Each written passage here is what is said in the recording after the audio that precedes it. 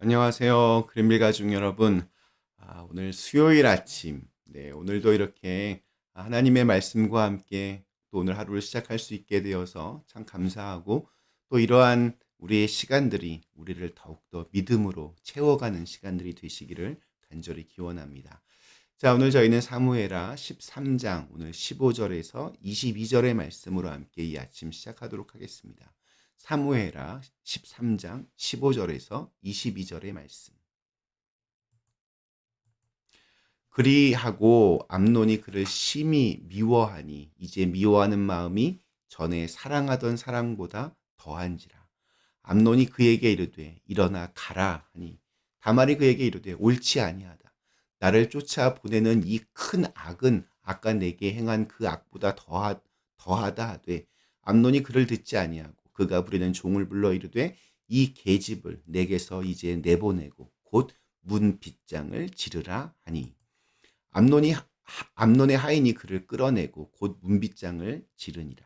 다말이 채색 옷을 입었으니 출가하지 아니한 공주는 이러한 옷으로 단장하는 법이라.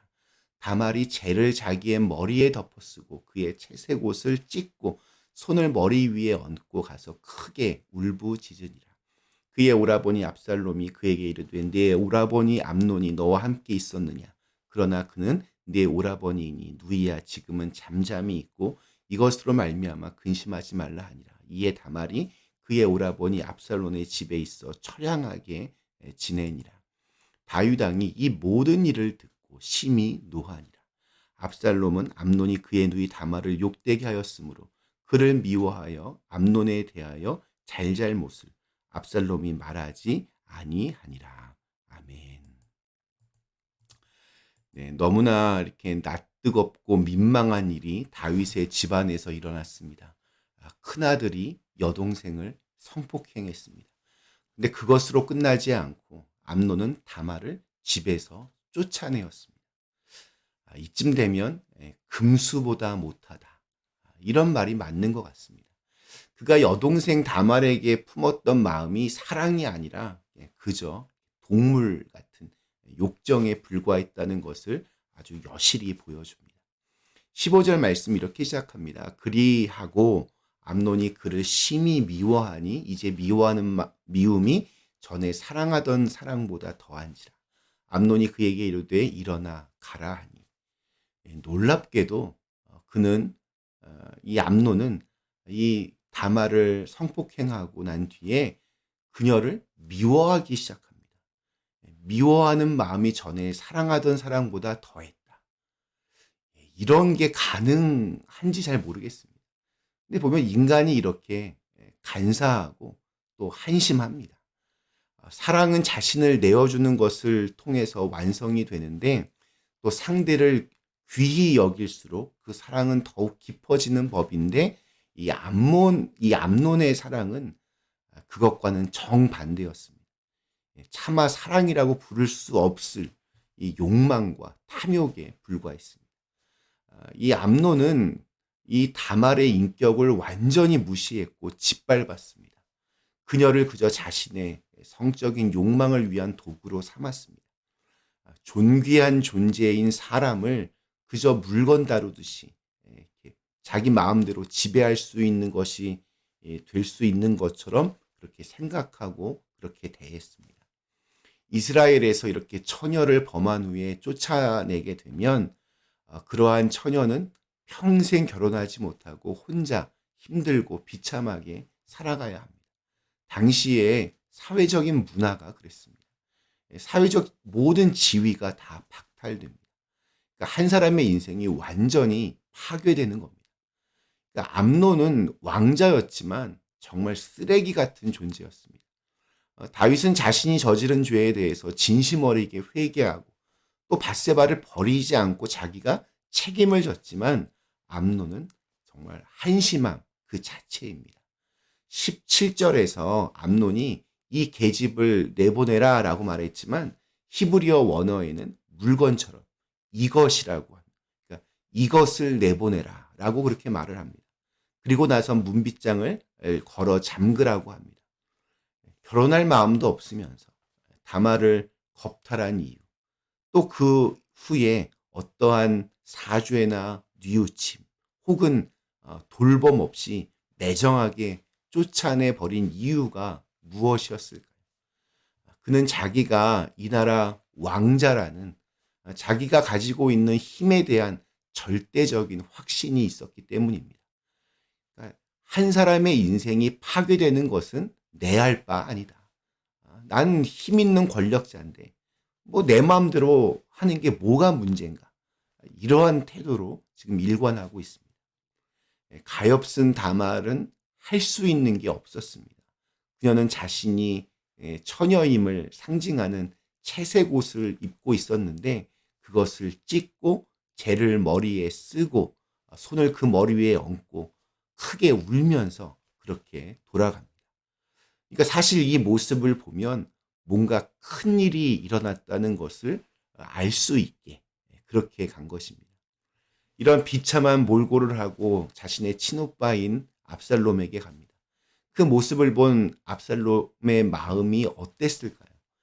마음속으로 복수의 칼을 갈기 시작합니다. 아직은 때가 아니지만 철저하게 자신의 지금 이러한 마음을 숨기고 복수의 칼날을 갑니다. 이 모든 소식을 전해 들은 다윗 역시 화를 냅니다. 그런데 그것으로 끝입니다. 암논이 저지른 이 끔찍한 행동에 대해서 아버지로서 왕으로서 다윗은 벌을 내렸어야 했습니다.